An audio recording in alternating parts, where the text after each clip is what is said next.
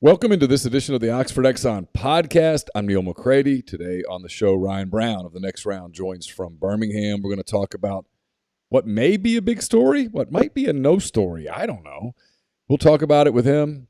We'll also kind of start previewing SEC Media Days a little bit, look at some of the storylines that might or might not come up during SEC Media Days in Atlanta, which should be in Birmingham. The more that we do this, the more I say it should be in Birmingham, not Atlanta, but I know the league wants to move it around, so we'll accommodate the league, I suppose. Anyway, we'll get to that in a second. First, I want to tell you that we're brought to you every single day by the Oxford Exxon Highway 6 West in Oxford. You know the spiel by now. It's a great place to fill up your vehicle, great place to fill up yourself. You can go in. It's always clean, always nice, great service. You're going to go in, plate lunches. They've got great beer selection, daiquiris, snacks, the whole deal there. And then also, obviously, the touchless fill-up out at the pumps. Always, if you're coming into Oxford or you're on your way out of Oxford, stop Highway 6 West in Oxford at the Oxford Exxon and make sure that you tell those guys that you appreciate them sponsoring this show for the past 10-plus years. We're brought to you every day in the Clark Ford studio because Clark Ford, 662-257-1900's that number. Call our friend Corey Clark. Tell him what Ford product you're looking for. He'll give you a quote within 15 minutes in business hours, right to the bottom line. No hassle, no haggle. He'll get your quote. The rest is up to you. You can shop that quote around. You can do what I've done multiple times now, and that's hop into a Clark Ford. You'll love the product. You'll love the service. 662-257-1900. Ryan Brown and all other guests join on the Rafters Music and Food Hotline. Rafters Music and Food on the Square in Oxford. Great place to get out of the heat. Grab a burger, a po' boy, appetizers, a cold beer.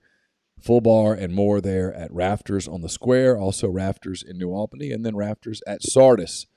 Rafters on the water there at Sardis. Great place to grab a frozen margarita, a cold beer as you enjoy a day on the lake. Ryan, how are you? I am awesome, Neal. Can I start with a shout out? Excuse me, a shout out to one of your Oxford Exxon consumers. Absolutely. It is Stephen Wyatt, who is an Ole Miss student who really likes your podcast and found our show through your podcast, which I appreciate, and sent us some videos. So just a real quick backstory. As you know, we do a bracket punishment every year, and Lance, one of my co-hosts, Lance Taylor, lost it. And Dunaway and I, my other co-host, we got to send Lance to a location of our choosing. We can fly him there with one connector. And the deal was he had to get back using bus, train, and car. We flew him to Salina, Kansas, which is in the middle of nowhere. And it was a disaster for him trying to get back. But he thought for certain we had done a story on the show about a sports bar in Portland named the Sports Bra. And all they show is women's sports. They don't show men's sports. The Sports Bra, which I think is a terrible business plan, but a phenomenal name. I'll give them credit. For sure. A great name, the Sports Bra. So Steven and his buddies are doing a trip out west, and they detoured just to go to the Sports Bra to see what it's like. And sent us a video from there. And he called into the show the next day and said on the show that he discovered our show. And all he said was, I discovered Ryan through the Oxford Exxon with Neal, which made it sound like you and I, running the Oxford Exxon, which are a clearly convenience not. store. No, right, exactly. So hello to Stephen Wyatt, and I appreciate your listeners bleeding over to us, and hopefully our listeners will do the same. As Houston Nutt would say, it's just people hepping people. That's all it is. Hepping. Oh, well, Neal, hepping. How did that? So I was following Lance's excursion. First of all, how did you settle on Salina, Kansas? What was the motivation behind you and Jim picking that one? We were in a staff meeting without Lance. We do a Monday staff meeting after our show. We were in a staff meeting without Lance, and we literally just on the big screen in our meeting room pulled up Google Maps and just started looking for like random out of the way places. The key was we only got one connector, which you've lived in Birmingham. That means basically your connector is going to be Chicago, Atlanta, sometimes Houston, Dallas. I mean, those are your choices, basically. So we started looking, and we're like, middle America, middle of nowhere, it's going to be tough to get back home. And there's Kansas, and then we started Salina, and then we looked. Salina's got an airport. They got two flights, one to Chicago and one to Denver. And we're like, okay, if it's an airport with like 2 flights, this is the middle of nowhere town. And sure enough, it was. I mean, it was a cluster for him to get back. He lands in Chicago and he gets delayed. He's there that first night. There's actually a tornado in Chicago, but he goes to Wrigley, and it looks like he and his daughter had a great time in Chicago. And he's thinking, this is cake. But I think his luggage went to Salina. That's right. And so they had to go buy clothes, yeah. And then I saw him. The funniest thing was Lance appreciates a good spirit, and and he was interviewing people on the train. Yep. And after a while, they shut him down on his interviews, and I couldn't understand why. Yeah, an Amtrak official came up to him and told him, I guess they assumed he was a member of the media, which calling us media is a loose description, but an Amtrak official came up to him and told him that without prior approval by Amtrak, he cannot be doing any video interviews with their passengers. Even though, I mean, everyone consented. It's not as if, we were just saying, hey, I'm just interviewing this my buddy. I mean, he was telling people, what we do, and everybody consented. But everybody's got rules these days, Neal, so we do our best to follow them. So speaking of media outlets, Swim Swam Sports yesterday came out with a report that the SEC, I don't know why I'm laughing. I mean, in today's media, who knows what's media and what's not? About is it like Clemson, Florida State, Virginia, and Miami, I think, in negotiations with the SEC. I'll just say that I don't think that's accurate. No. At all. I don't think the SEC is in, quote, negotiations with anyone. But, Ryan, and I'm curious to get your thoughts because you're there in Birmingham where the corporate office is and all that, and I know that you know a lot of people around the league, as I do. I do sense, just from gauging people and talking to people and just communicating with people, I do sense that while maybe nothing is imminent, things are happening. The USC UCLA thing absolutely did get those wheels moving again. UCLA and USC joining the Big Ten, and I don't feel like the league as we see it today in July of 2022 is going to look like what the league is going to look like in, say, July of 2024. Yeah. I think, you're probably playing a game of semantics here. Is the conference actively negotiating? Probably not. How do you define actively negotiating? I mean, do they know if tomorrow they ask Clemson to be part of the conference, Clemson would say yes? Probably. Or sure. Florida State or NC State or whoever you want to say. The way I would describe, from what I know of the SEC, is that they understand the game. I mean, Greg Sankey didn't get where he is by not understanding how the game's played. And they in the Big Ten, to their credit, have been forward thinkers. And that's why these are the two dominant conferences right now, because they have thought in the future rather than thinking in the present. And I don't think anybody in college athletics thinks in the future and doesn't think that these conferences are only going to grow and that the college football playoff is going to expand. And in my opinion, you're going to have a split. I've felt this for a long time, Neal, and we're closer now than we've ever been. You're going to have a split of your power schools, for lack of a better term, which you would consider the Power Five now. I think they're going to split away and do their own thing. And I think you're going to have the group of 5 teams kind of behind and having their own playoff. And I don't think anybody that's paying attention doesn't think those are the paths we're headed towards. So your conferences are naturally going to grow. So 10 years ago, Ryan, when this came up, I don't think it's a secret anymore. The SEC looked at going to 16, and they talked about Texas and Oklahoma, and they talked about Virginia and North Carolina. That was my understanding. That was because at that point, everything was about expanding your footprint, making it bigger. I don't know that that's the emphasis anymore.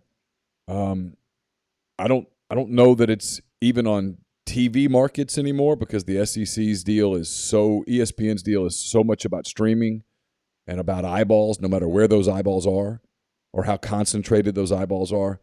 Yet I still continue to hear, and tell me I'm wrong if you'd like, because you would know probably better than me being there in Birmingham. I still hear that the SEC is infatuated with North Carolina to the point that if there was a way to get that done, they would do it. And I think North Carolina is pretty interested in the SEC as well. There's just a split in Chapel Hill about whether it's, hey, we can't give up our position of power as kind of the Alabama of the ACC, if you will. Or maybe we would be a better cultural fit in the Big Ten because of the academic reputations of some of those institutions. Yet those fans, and those are the people that you're trying to get to cram into the stadium and spend their money and contribute to NIL funds and all of those things.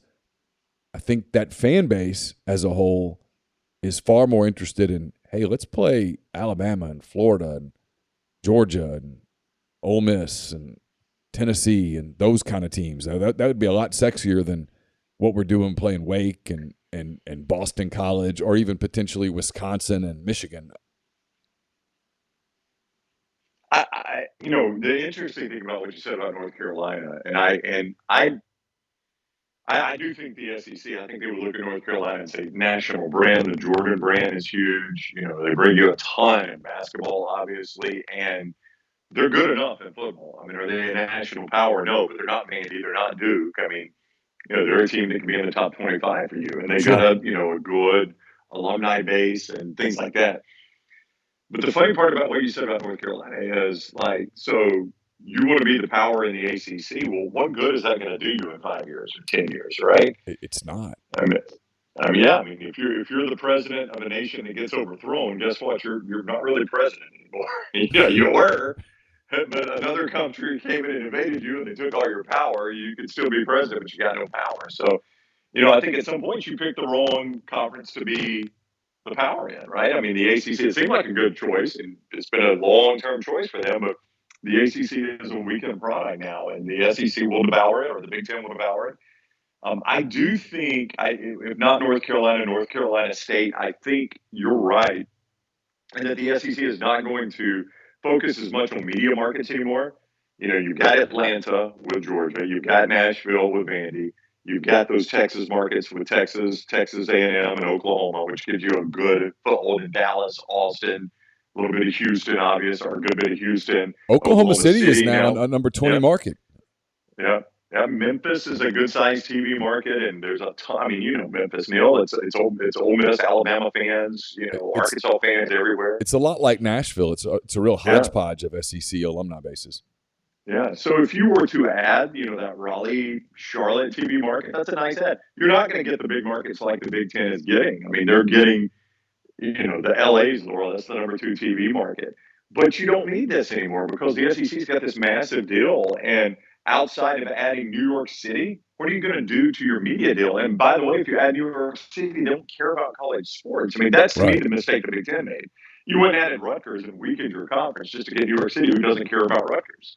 So, I'll credit them for getting UCLA and USC. They moved the needle a little bit in LA, and that's the number 2 media market in the country. The SEC can't do that anymore. I think we're out of those markets now. So you may as well go find good cultural fits. That might bring you a few more TV eyeballs, but primarily they're going to be a cultural fit. So you mentioned cultural fit. And when I think cultural fit, and I don't pretend to watch a lot of ACC football because it's boring, frankly. Now I watch a lot of Big Ten football, and everybody tells me that's boring. But for some reason, I'm infatuated with Big Ten football, and I don't understand it. I do, but I watch a lot of it. But if you asked me to pick the schools in the ACC that are cultural fits with the SEC, I'd pick NC State before I picked North Carolina. I'd picked Virginia Tech before I picked Virginia. I'm torn on Clemson. There's a part of me that thinks Clemson's just the soup of the month.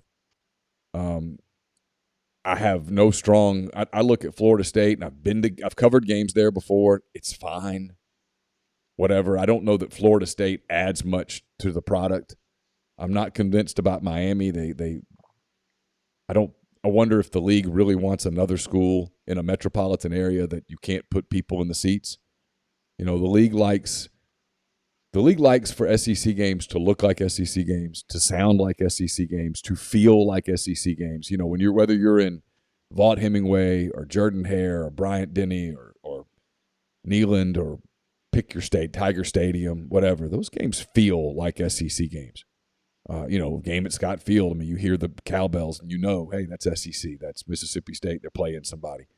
I don't know that Miami offers that. And in years past, Miami has certainly not offered that. So I kind of wonder if maybe we're all missing the boat on where this is going. Because if it is about cultural fits, there are some other schools in the ACC that make more sense. Yeah, no, I totally disagree, or totally agree with you, because you feel like Duke, Virginia, North Carolina feel a little more Big Ten. They feel a little more Big Ten, and you're right. The Virginia Tech world, where it's kind of a smaller college town. I've never been to Blacksburg, but I envision it a lot like Oxford or Auburn. These smaller college towns that don't have a massive metropolitan area. They're not like a suburb of a massive metropolitan area. You drive a little bit to get there, and when you get there, that town's all about that college, All right? about And it. they pack that stadium. Yeah, those are I'm with you. That's the cultural fit of the Southeastern Conference, and you do get that with an NC State and a Virginia Tech more. And you get the Washington, D.C. market. And you actually get the people in Washington, D.C. who care about college football because they watch Virginia Tech. I mean, that's a pretty passionate fan base. They love it. I mean, frankly, if you're talking about passionate fan bases, West Virginia makes sense. I mean, they love it. I mean, they're a terrible fit in the Big 12, and I think they'd be a bad fit in the SEC too. But if you're just dead set on expanding, and that's my next question, how dead set on expanding do you think the SEC is? Well, I mean, I think they just know it's a necessity moving forward. I think they know that this is where this is going. The interesting thing is you've got this media rights deal, and obviously it's all with ESPN. So at any point you could potentially tear it up and start over, I guess, if both sides wanted to. But if I start adding other mouths to feed, I'm just siphoning. I'm robbing Peter to pay Paul, right? Right now, Ole Miss is getting the same amount of money Alabama's getting. And that's going to be less money if I've got to divide it more ways, and there's nothing else coming in. Now, again, Greg Sankey doesn't get where he gets without being a smart forward thinker. So I have not seen the TV contract that the SEC has with ESPN, but I've got to think, Neal, that in terms of expansion, there's got to be some sort of carve out in there where you kind of revisit this thing, right? Well, that's been the rumor, right? Is that, hey, ESPN gets right of refusal, and if they don't refuse, they just make another piece of pie that's like the pie that Alabama and Ole Miss get in that contract. Right. Because you and I are smart enough to know ESPN was heavily involved in Oklahoma and Texas. Oh, yeah. And the Big 12 certainly thinks that. Yeah. The Big 12 believes it just like you and I do. So, you're not going to do this without being in concert with ESPN. So if ESPN's, the emperor giving the thumbs up, thumbs down, right? If he's communist, thumbs up, thumbs down, that was the character, right? Communist that did thumbs up, thumbs down. Right? Pop culture's not my thing, but I'll take your word for it. Gladiator. Have you never watched Gladiator? That's good for Isn't that terrible? There are so many movies that I've not watched where it's like, oh, hey, everyone tells me you must surrender your man card, and I just never get around to it. It's not that I have anything against it. I just don't. Oh, that's a good flick, man. You ought to watch Gladiator. I mean, if I just watched Hustle on Netflix. It was fantastic. Really enjoyed it.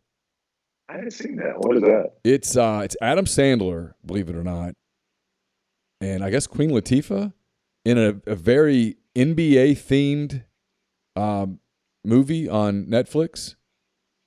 And I was very skeptical and loved it. Now, I'm an NBA guy, and I love the NBA, and there were so many NBA cameos from Dr. J to Trae Young to, the list goes on. Anthony Edwards was kind of a star in it, and he was fantastic. I mean, what a charismatic guy he was. But anyway, the movie was great. I expected to hate it and not finish it, and instead, I really enjoyed it. So I haven't watched Gladiator, but I've watched Hustle, so there you go. So sorry. It's cool. That's all right. So if ESPN is the one giving the thumbs up, thumbs down, you got to think the SEC responds with, okay, well, if you want to add this team, you know what that's going to require, right? Yeah. And I think where the SEC's got a nice advantage here is ESPN. This is not just the SEC and the Big Ten trying to keep up with one another. This is ESPN and Fox trying to keep up with one another. The bigger the Big Ten gets, the more of a foothold Fox gets in college football. And the bigger foothold they get in college football, the more of a threat it is to ESPN, who has controlled college football by and large. So I think that's what the SEC has going for them, is that ESPN now views this as a battle between them and Fox. So to your point, like if you want to add NC State and Virginia Tech, say, at some point you got to go to ESPN and say, okay, You know what that means is last year I was cutting our guys $100 million check.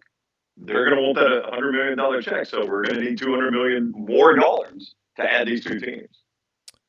Well, and that's where it's interesting, ESPN's role, because ESPN has a deal with the ACC right now that they control that league financially in many ways. And you wonder, does ESPN go to the ACC at some point soon and say, I know it doesn't work exactly like this, but hey, look, some of you guys just aren't carrying the water.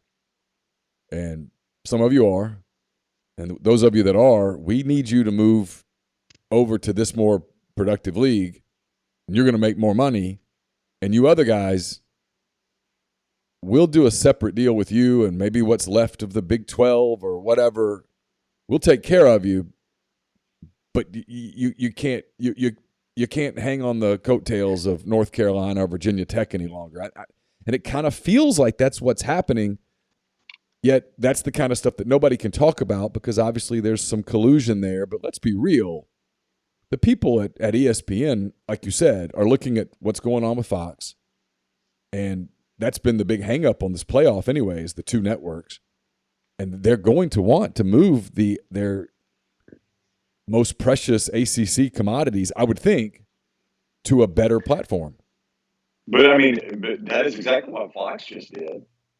Fox just, in concert with the Big Ten, if you think the Big Ten added USC and UCLA without first going to Fox and saying, okay, what would this do to our media deal? You're crazy. There was a leak. There was a leak on this in April that Fox was the one that went to the Big Ten and said, hey, you probably should expand, and here's where you should go first. That's right. So they've got to deal with the Pac-12.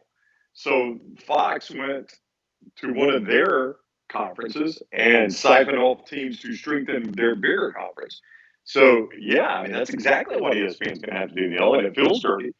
And it seems like dirty pool, but it is that deal that ESPN has with those ACC schools that everyone is saying is going to make it so difficult for an ACC school to get out of their conference and move to the SEC or the Big Ten. It's that grant of rights deal. Well, that deals with ESPN. So what better way to fix it than go to an ESPN-controlled conference, right? So, let's use common sense here.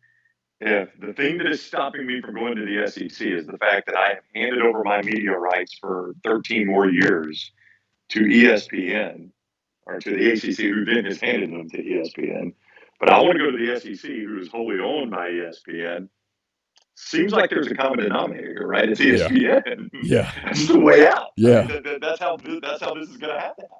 Yeah. So your opinion, how quickly does this start to go? Do we even get to media days before this all breaks? Or is this just kind of an underlying or a big storyline at media days in a week or so? I think it's a big storyline at media days, and it's the one, Greg Sankey has got time now to prepare how he's going to respond to it. But I think it's that everybody knows it's coming at some point. I don't get the feel that, with all due respect to Swim Sports, which is where I go to get all my conference realignment news, I don't get the feel that, that the negotiations to the point that the story will break like Oklahoma, Texas did right at media days last year, as you remember.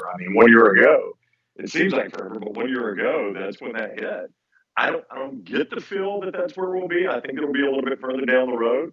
But I also, like you said, I don't know how to word what I'm going to say. I don't know that it was I think maybe the announcement, the timing of the announcement, right. Maybe the SEC did not see coming with USC and UCLA, but I don't think they were caught off guard by the fact that the Big Ten was expanding and was adding teams. I think as soon as they added Texas and Oklahoma, you knew the Big Ten was going to say, okay, where do we go? We can't let them, just start taking over. We got to build some borders. Well, and I remember telling you a year ago, I said USC is going to leave the Pac-12. Yeah. I was hearing it. I was hearing USC was interested in the SEC. But I knew that USC was turns out I was wrong there, but USC was absolutely interested in leaving the Pac-12. In fact, I think USC had made up its mind. It was leaving the Pac-12. UCLA smartly went to USC and said, hey, we'll go with you. Yeah, that good? And USC was like, yeah, there's always comfort in company. A year ago, what I heard was USC and Arizona State were kind of aligned and might do the same thing, which was kind of an odd pairing, but I kept hearing it over and over and over. But it turns out that it was all USC was looking at the landscape and going, this doesn't work. If we're going to compete nationally, and we absolutely want to compete nationally, we've got to change a lot of things that we're doing, including the league that we play in. Yeah. Arizona State in a lot of ways would have made a little more sense if you just look at it strictly from TV markets, right? That you would go get USC, who is the big dog in the LA market, and then go add the Phoenix market, which is a top 10 market with Arizona State. Mm-hmm. I mean, it would be a little bit like the NFC East. I get so tired of NFC East games on Fox every Sunday, even though I have Sunday ticket. But I know why they do it, right? Or it's really not Fox that I get tired of. It's, the NBC Sunday night game is a heavy dose of NFC East. But I get why they're doing it, right? The NFC East is made up of Dallas, Washington, D.C., New York, and Philadelphia. Yeah, I understand it completely. It's the biggest media markets in the NFL. So I get why NBC wants to try to, own those markets. And I get why the Big Ten wants to try to own LA and would try to want to own Phoenix, you would think. And why they added Maryland to try to get Washington, D.C., why they added Rutgers to try to get New York City. I get that. I'm going to get to some football things in a minute, but I do want to ask you this. What do you think ultimately happens with Notre Dame? Their deal with NBC expires in a couple of years. Obviously, the Big Ten wants them. I don't think the SEC is a fit for them. If Notre Dame called and said, "Hey, we'd like to join the SEC," I think Greg Sankey will say, "I'll be in South Bend in an hour. We'll make that happen." But do you think they stay independent, or do you think they jump into the Big Ten in the next couple of seasons? I think eventually they'll be in a conference. They've always valued independence, but you're to a point now where the dollar value of what you could get in a TV deal versus independence just doesn't make any sense. Like I think their TV deal with NBC pays them about $30 million a year is what I've seen.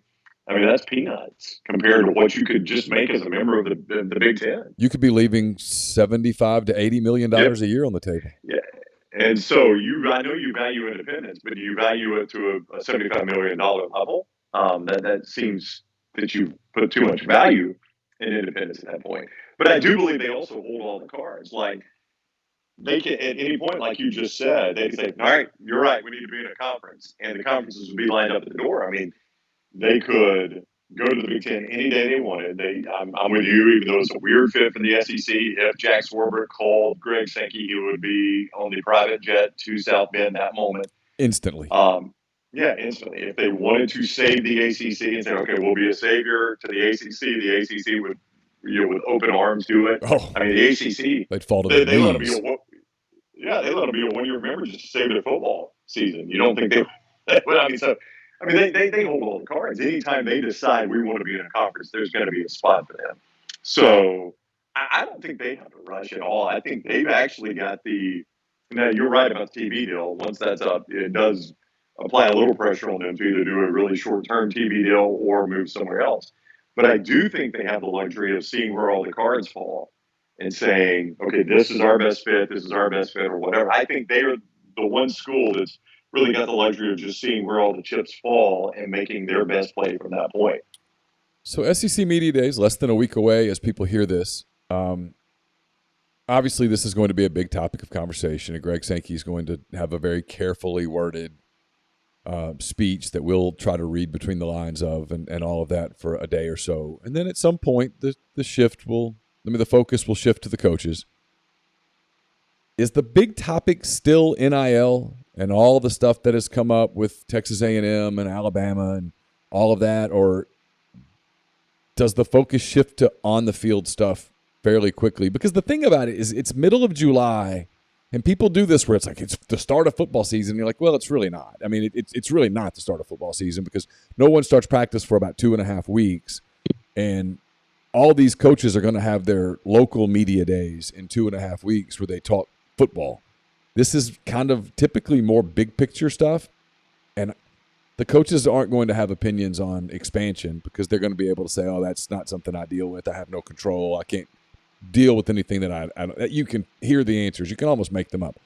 But NIL is a big topic. Like Lane Kiffin, you get Lane Kiffin an NIL question, and 5 minutes later he's starting to complete his answer. He has a lot of, I think, conflicting, complicated thoughts on NIL, and it's been a big topic of conversation with Jimbo Fisher and Nick Saban. And that kind of thing. Do you think that dominates Atlanta?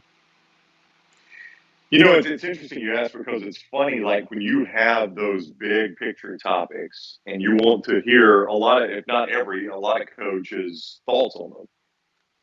There's this interesting dynamic, especially like in the print room where you spend most of your time where coaches do like 45 minutes or so, and they do this opening statement and talk about what a great summer it's been and how this is the favorite roster they've had. These guys all buy in, they've done great in the weight room and yada, yada, yada. And a lot of times it's a filibuster too. They don't want to answer a lot of questions and they'll go through their depth chart, even though I've got their depth chart laying right there. It's so monotonous. The Les Miles family vacation update. I used to love it. I would laugh out loud, and I had to control myself because I knew what he was doing. And I thought it was brilliant. Yeah. And so you get all that, and then you're like, okay, he's done with the filibuster, and I want to hear his thoughts on Nick Saban versus Lane, versus Jimbo Fisher. Maybe I get some good conversation on that. So now we're geared up and ready to hear, and then a couple questions in, you get local fan site.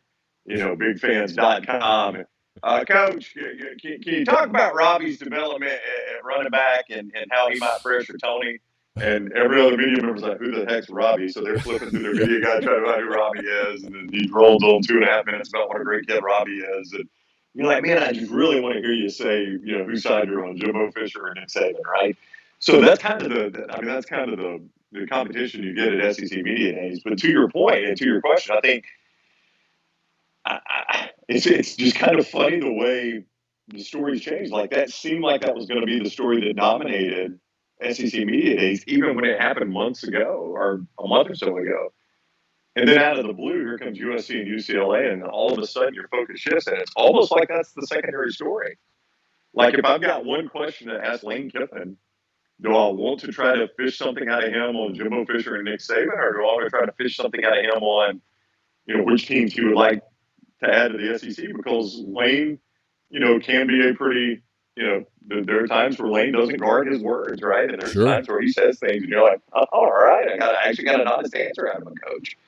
Do I want to ask Mike Leach about that, or somebody like that might give me a really good answer, or is my time better spent trying to get them to weigh in on, I find NIL and all that to be a really taxing topic. I mean, the far more interesting part of it is the fact that one coach called out another team and that coach fired back, and those two teams played October 8th. That's the far more interesting storyline than, what NIL is actually doing to college football.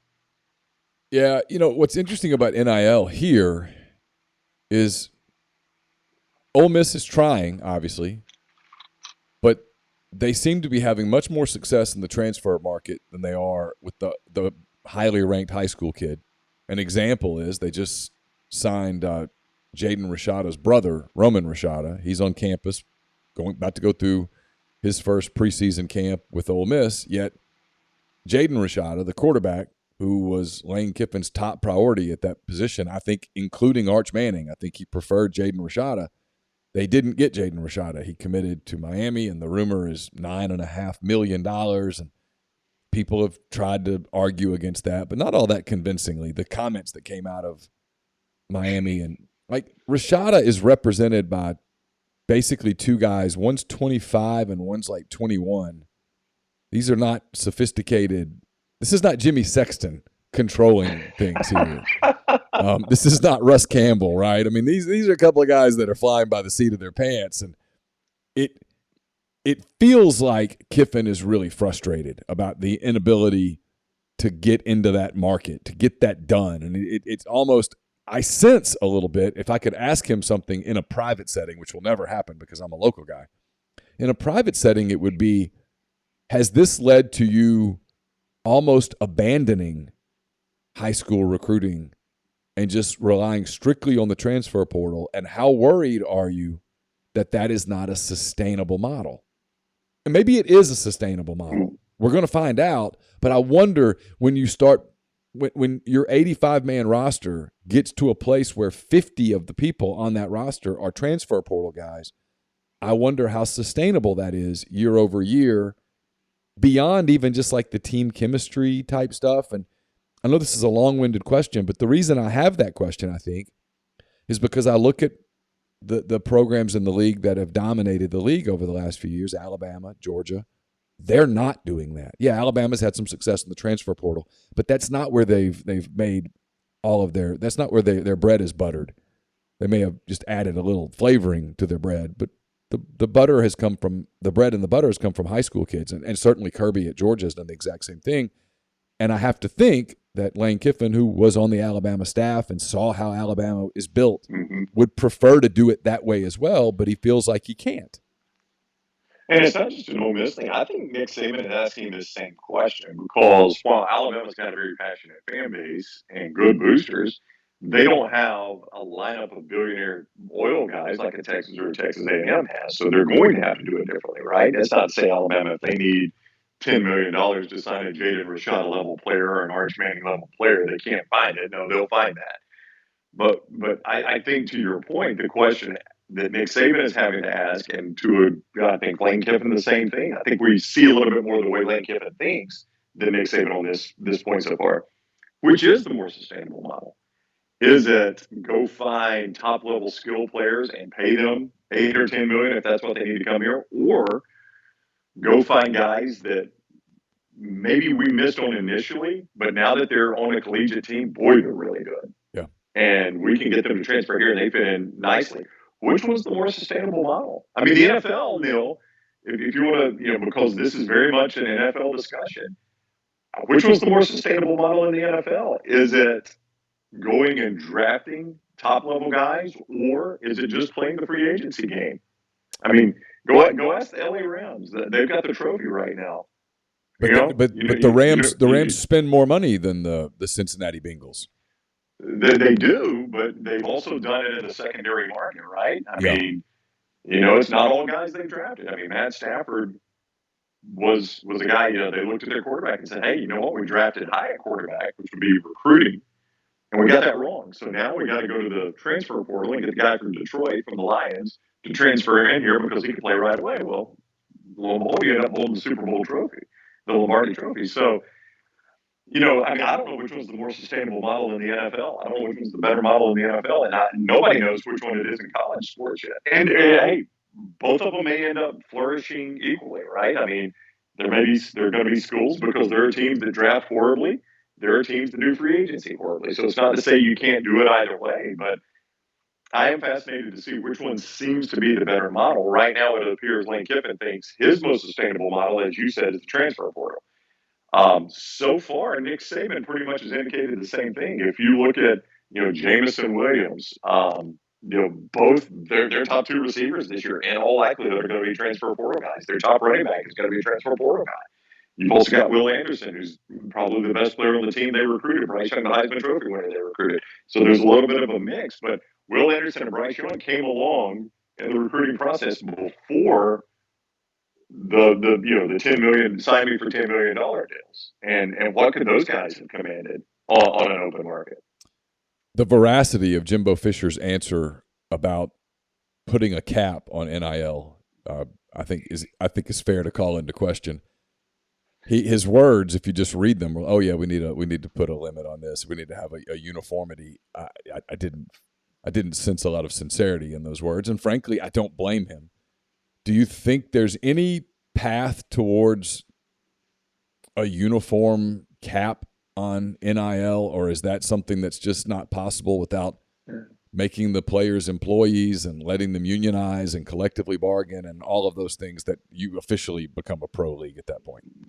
But even beyond that, which is probably, as you're indicating, is the natural next step for the players. But even beyond that, even if there is a cap, how are you going to enforce people operating under that cap? You can do it in the professional sports because you know exactly what everybody's getting paid. Right. In the college sport, there used to be a cap and it was zero. And you and I both know nobody paid any attention to the cap that was zero. So are they going to pay attention to the cap if it's, it's a fair bunch point. of zeros with a number in front of it? No, they're not going to. So I think you're wasting your time by setting the cap. If it makes people feel better, they'll probably do it, but it's a complete waste of time. All right, on the field real quick. Got about 15 minutes with you. Then I really appreciate all of your time. I know you're a busy guy. people talk about this Alabama team and they say this might be Nick Saban's best team. We've heard that before. People say, hey, the over-under on this team's 11.5, and they're going over. There's nobody that can beat them in the regular season. You're pretty close to that. You cover them every day. You're around them all the time. Is this close to Saban's best team? Is this a team that is unbeatable? This feels more like a Saban defense in the 2015, 2016, 2017, 2018 era before, the defenses before 20 points per game felt pretty good, right? When you're giving up 20 points per game. Yeah. This was the team that people were pointing at last year saying, hey, this year they're good.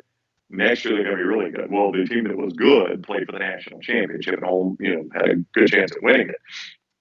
This was where everybody was pointing to. They were like, yeah, but next year's team.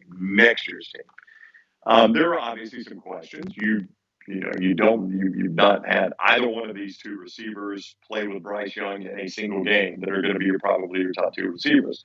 Offensive line was an issue for Alabama last year. Bryce Young at times ran for his life. He got pressured a lot. Had he not been so adept at avoiding the pass rush, it's amazing he won the Heisman playing behind that offensive line, frankly. You've answered the question at running back. Jahmyr Gibbs appears to be really, really, really good. That defense, though, I think is, there's just really no weaknesses in it. I mean, when you look up front, they're so good on the front line. Their linebackers are scary good. Yeah. With Will Anderson on one side and Dallas Turner could be a star. I mean, this guy is so good. And the focus so much on Will Anderson, Dallas Turner could flourish this year. And then the back end of that defense, when you add on Eli Ricks from LSU, Jordan Battle's one of the best safeties in the country. Kool-Aid McKinstry got a lot of playing time as a freshman at the corner. Brian Branch is so good in his role. I don't see a ton of weaknesses on that defense. I think, this will be a more Saban-like defense. Pete Golding is a guy that's caught a lot of grief here.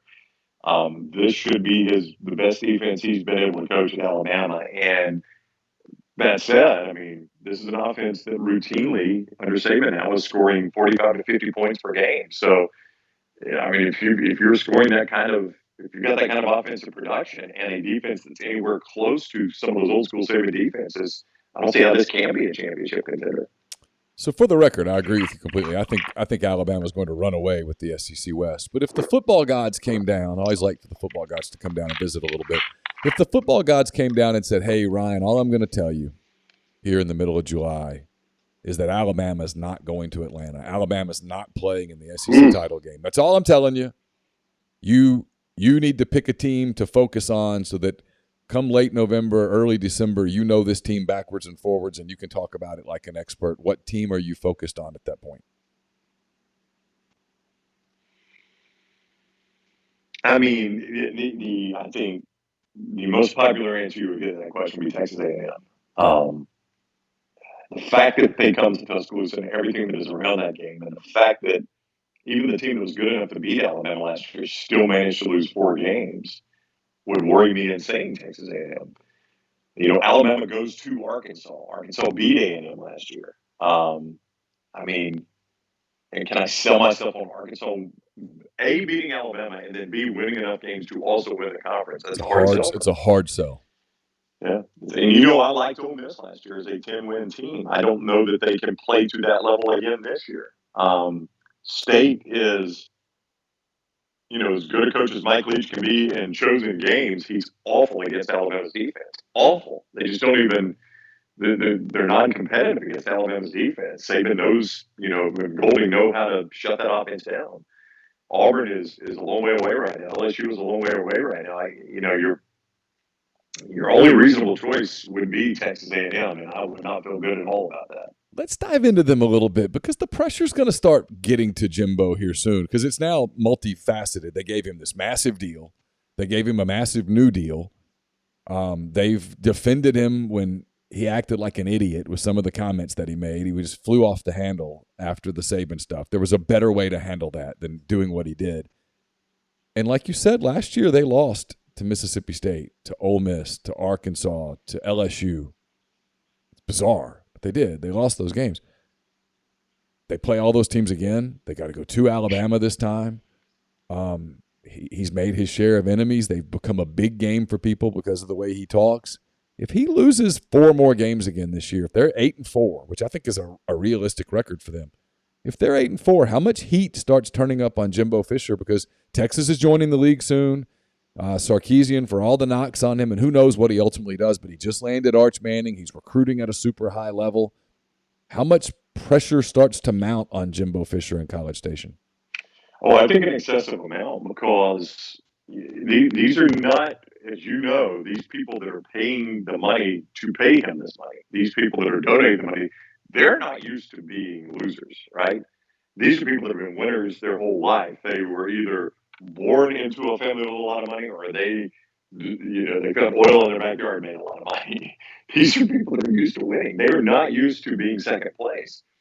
And the other aspect of this is, you've always compared yourself to Texas, and you've always had this inferiority complex. And now here comes Texas to your own league. Yeah. At some point, and I'll use an oil field metaphor, you got to stake your claim to your territory, and know that when Texas actually gets in this league, they understand we're running this state or this league. That's what you're paying Jimbo Fisher to do, is to run this league, and That's he's what not doing it. all that NIL money is to win. Yeah. Yeah, no, you don't pay that just to have fun on a Saturday. You pay that to win and have fun on a Saturday. So, I would personally, if I were an A&M fan, that clock is already ticking for me, because why are you paying this money? And look, there are a ton of schools in the Southeastern Conference that are paying that kind of money to win on that level, and not all of them can. I get it. LSU doesn't expect Brian Kelly to come in and battle for second or third in the West. They expect Brian Kelly to come in and challenge Alabama and Nick Saban right now. So I get that a lot of people are paying that money, and not everybody can do that, but that doesn't mean fans are going to be realistic and think that way. They think, yeah, I know everybody's trying to do it, but we should be the ones doing it right now. Let me get your thoughts on Ole Miss real quick, and I know this is not apples to apples here. Last year, Ole Miss obviously really leaned on Matt Corral, and he was terrific, especially early in the season before he got hurt. His performance against Arkansas, his performance against Tennessee is the stuff of legends. People will talk about those games here in Oxford for a long, long time, and deservedly so, because if he's just good and not great in those 2 games, Ole Miss loses. He was great. He was perfect against Arkansas, and then he was just so courageous against Tennessee. But Matt's not here. You were around that Alabama program when Lane Kiffin was the offensive coordinator in a year where, if I remember correctly, they just rode Derrick Henry. Just rode him in a year when they were a little not bad at quarterback. They weren't solid at quarterback just yet. There were questions going into that season about quarterback play, and they really leaned on the running back. Ole Miss, I think, is going to be pretty good up front. Zach Evans looked terrific in the spring, and he's always been an effective back when he's healthy. They've got a stable of guys behind him. Everybody around this program raves about Quinshon Judkins, the freshman out of Alabama. So, long-winded question to get to this. What did that look like that year? And I know Alabama had a great defense, and you could do different things, and how good Ole Miss's defense is or isn't going to be is kind of still to be determined. But what did that look like when Lane Kiffin, who's known for whatever reason as this pass-happy guy, became a ground-and-pound offensive coordinator? Well, first of all, it was Derrick Henry. So you start there, and you look and say, Lane's obviously a smart guy. He scanned the landscape, and he said, do I want to put the game on Jake Coker's shoulders? Nice quarterback, good quarterback. Jake played well in the postseason, by the way. Do I put it on his shoulders, or do I put it on Derrick Henry's shoulders? And Lane's like, hey, Derrick Henry's the best player on the team. Let's put it on his shoulders. And he ran the ball 395 times that year, 395 carries, which is astounding in a 15-game schedule. And it was Derrick Henry after Derrick Henry after Derrick Henry, and he just wore down defenses.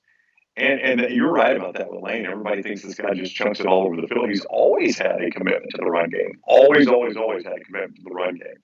And that's the thing I don't think he gets enough credit for.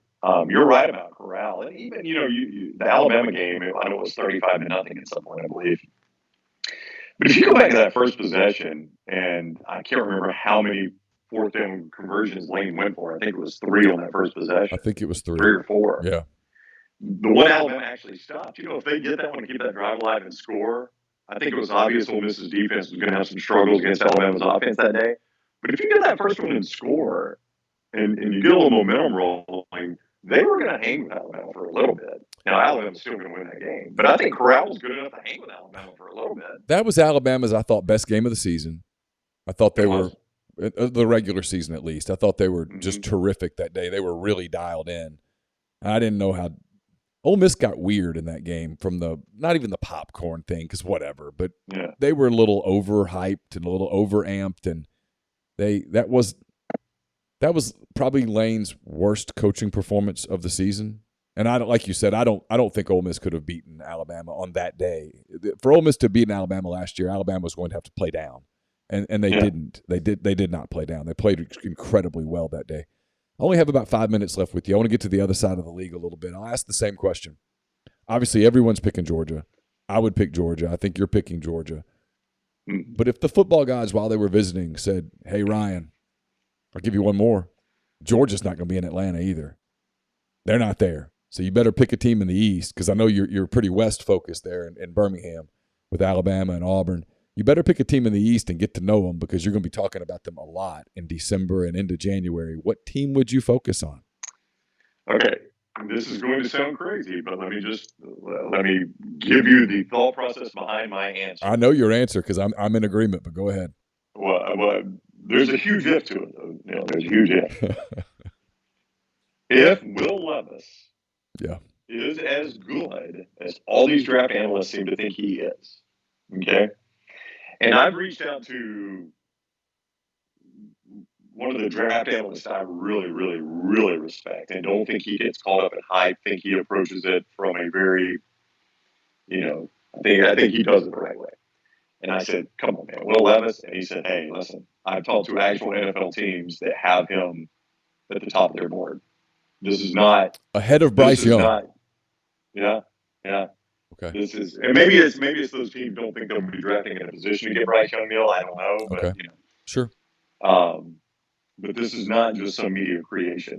The league really likes this kid, whether it's at the top of the board or not. They like this kid. I mean, this is hard to say because I know the logo that's on the side of the helmet. But if he plays to that level, Neal, if Will Levis plays to the level where he's a top 10, not even the number one overall, but a top 10 NFL pick at quarterback, how does that team not contend for the East?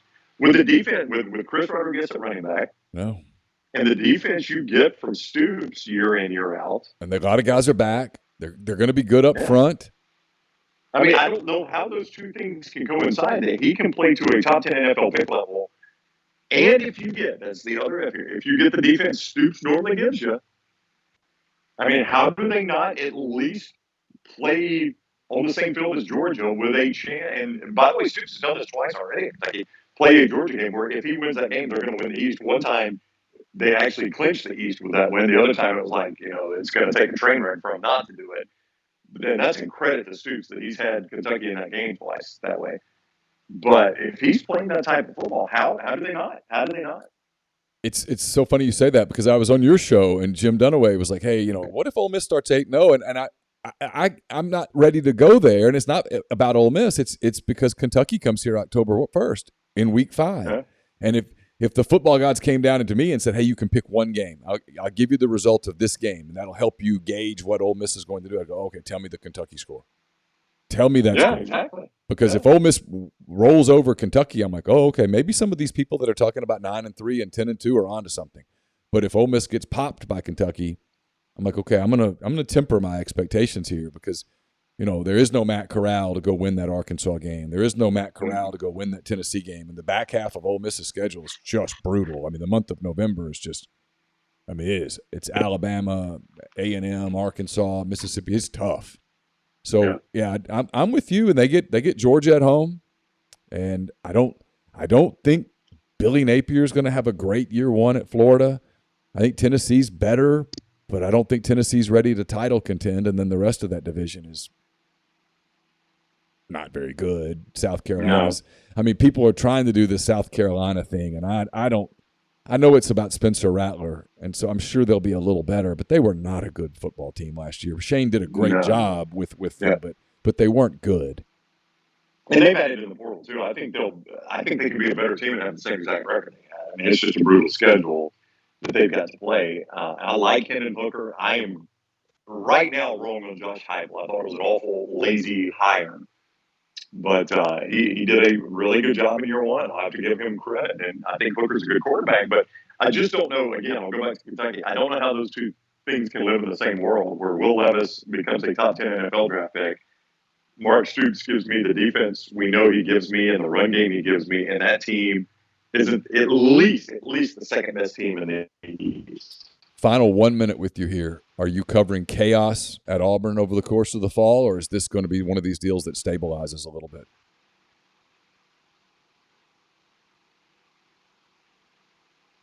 I'm sorry, Neal, I broke up for a second. That's okay. Yeah, we broke up for a second. I said final minute.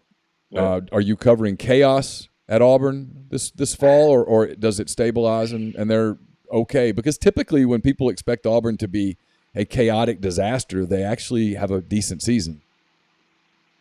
They do. You want to talk about a brutal end of the schedule, go scope out that one. They play, I think they got 5 home games in their first 7 or something like that. And they play a ton of road games against the most difficult portion of their schedule. So I think you'll know the answer to your question early. I lean more towards chaos. I just don't know that they've improved their quarterback situation. I don't know that I say Zach Calzada is definitely better than Bo Nix. They've got a really good running back in Tank Bigsby. They've got a lot of questions at receiver. There's just 2 new coordinators. There's just questions all over the field. I don't know. I don't see a path where this can be any better than 7 wins. And I don't know that 7 wins gets fired, but I do think there'll be some chaos. Ryan, thanks so much for the time. It's always fun to visit with you. Hope to see you soon, and thanks for giving us time here on the Oxford Exxon Podcast. You bet, Neal. Always fun. Thanks a lot. That's Ryan Brown. We'll be back tomorrow with another show. I'll be on the road, but I'll join Chase Parham, and we will bring you another edition of the Oxford Exxon Podcast. So until then, I'm Neal McCready. Take care.